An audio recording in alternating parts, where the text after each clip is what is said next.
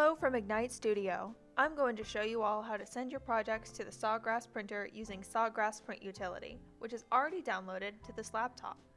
We do have a dedicated laptop for this printer, and it is already attached by USB cord. The process is the same for both the Sublimation printer and the Chromoblast printer.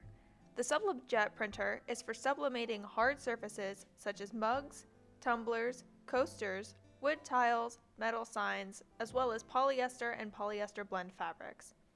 The Chromoblast printer is only for designs you intend to put on pure cotton. When sublimating onto fabrics, they must be white or light-colored fabrics.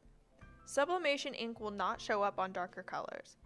Not only is the ink different for the two printers, but different sublimation paper is needed as well. Both types of paper can be purchased from us at cost. When you are ready to send your image to the printer, open Sawgrass Print Utility. Then, upload your file.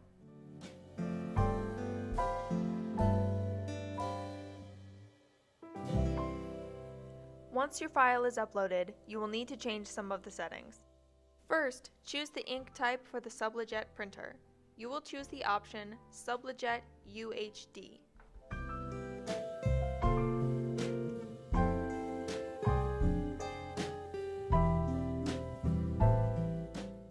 Next, choose your image size.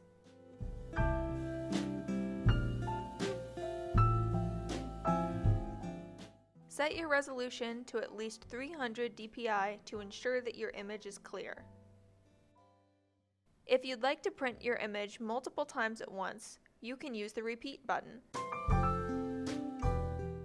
The spacing button next to it can be used to change the amount of space between the prints. The mirror option is automatically applied.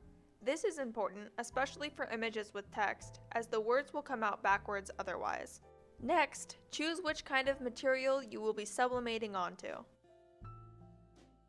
Media size relates to the size of the paper that you will be printing on. Most of the time, this will be letter size. However, if you're using our 8.5 by 14 inch paper or a different size, you'll want to press Custom. The portrait and landscape buttons will determine which way your images are oriented on your page.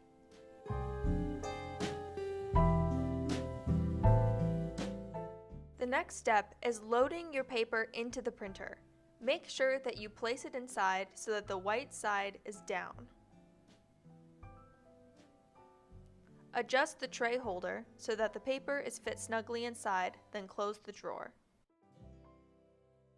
When your image comes out of the printer, it will look desaturated, but don't worry, the full range of colors will show on the finished piece.